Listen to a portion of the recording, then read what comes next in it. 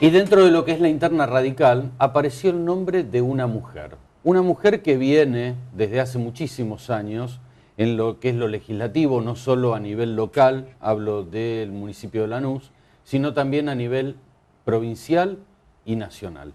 Y hay una reflexión, ¿no?, que vamos a ver si es la base, ¿no?, de su accionar. ¿La Unión Cívica Radical será socialdemócrata y progresista o no será?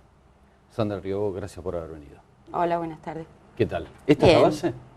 Y sí, en realidad sí, esa es la base, esa es la esencia.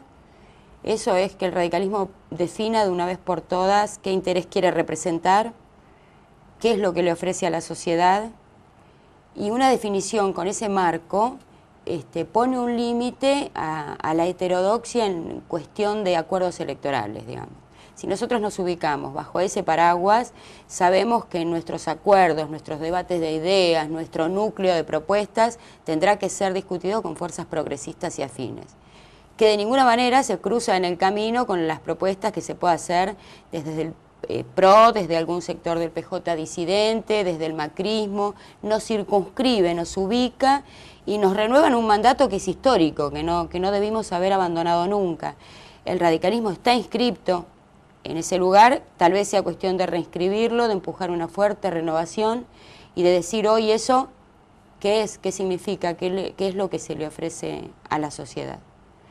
Hay que hacer una autocrítica del radicalismo, de su conducción política en los últimos años y de su comportamiento parlamentario. Yo creo que ahí está la clave de creer a veces que si nos juntamos todos podemos hacer fuerza contra un oficialismo para traer la discusión al llano y a la actualidad.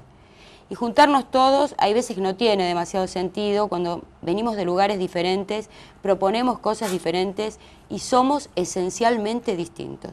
Que nos quieran confundir en un acuerdo que suma para competir, para ganar, nos aleja de nuestros principios, de nuestra historia y de nuestro presente y de cómo pensamos el futuro.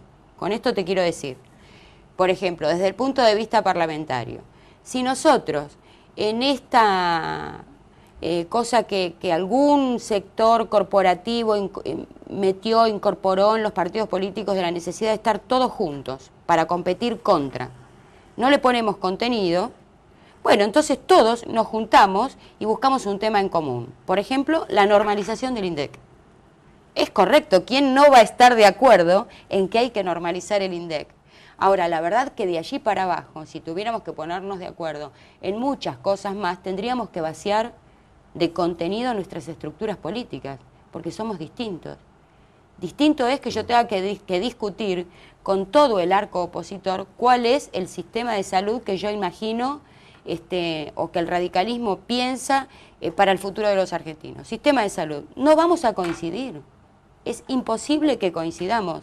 Unos representan unos intereses y otros intentamos permanecer y mantenernos en la representación de los intereses que nos dieron origen. Somos radicales, somos progresistas, tenemos una idea de poner como pilar la justicia, la equidad, de avanzar en los derechos, de avanzar en la distribución de la riqueza.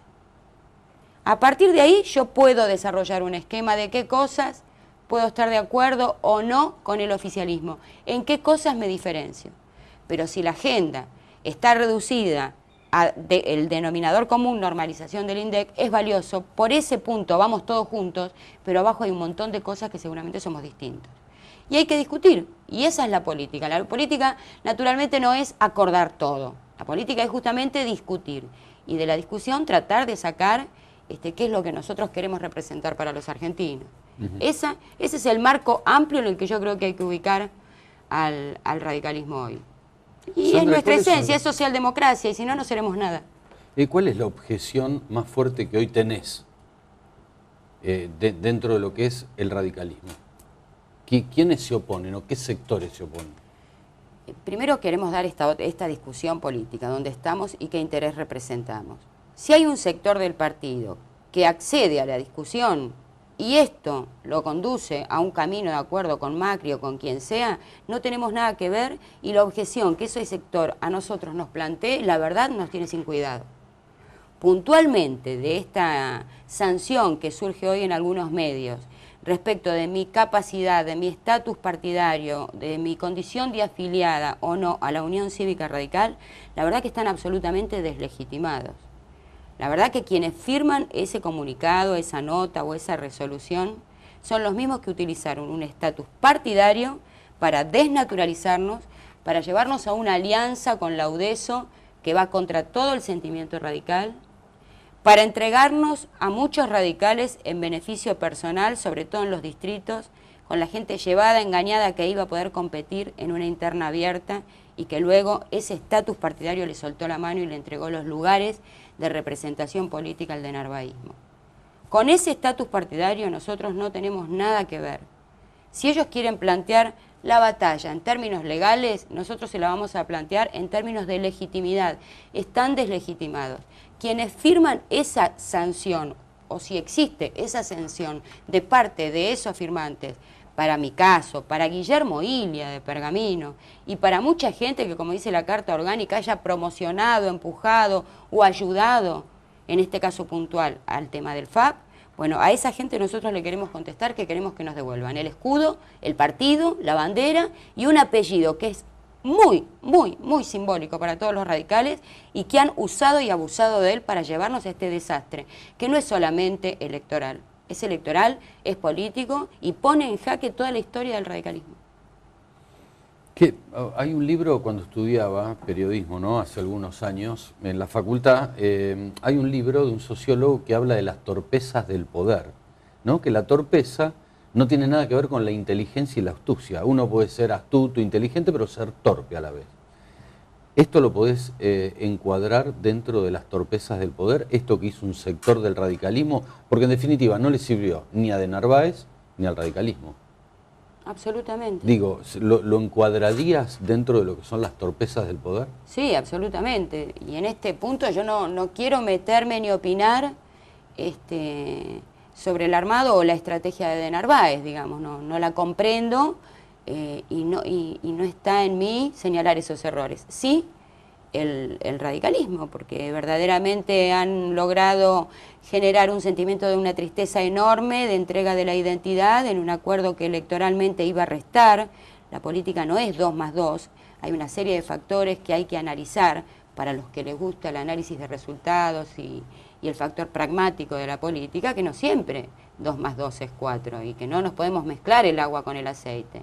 Evaluaron mal esto y esto en algunos casos puede ser evaluado como torpeza y en otros puede ser, realmente podemos estar frente a otra cosa. Estamos hablando de que tal vez se hayan usurpado la identidad y la estructura partidaria del radicalismo para entregarlo a los sectores más conservadores de la sociedad y allí no hay torpeza. Allí hay una mala intención que perjudica y daña al colectivo radical. Admito tal vez en algunos, y no quiero hacer nombres ni señalar, que sea una cuestión de torpeza. Pero se supone que un partido que aspira a colocar un presidente de la nación, que arma una estrategia electoral con la intención de llegar a la segunda vuelta, aun si se tratara de una torpeza, merece una respuesta del colectivo radical, porque nos ha perjudicado a todos. En términos de representación, en consejos deliberantes, cámaras provinciales, intendencias que se perdieron en todo el país. Ya no nos quedan gobernadores. Entonces, aún tildándolo de torpeza, bueno, hay una responsabilidad política y la tienen que pagar esa responsabilidad política. Tal vez tengan que correrse y dar paso a un montón de gente joven que tiene otra mirada, que está vinculada con la sociedad de otra manera, que ve que seguimos siendo un radicalismo encerrado entre 4 paredes cuando hoy la política se discute en la calle, cuando la crisis del 2001 la gente resolvió la política en la calle, y como pudimos, y porque había alguna resistencia moral y democrática en el colectivo ciudadano, este país más o menos se fue ordenando a pesar de esa crisis.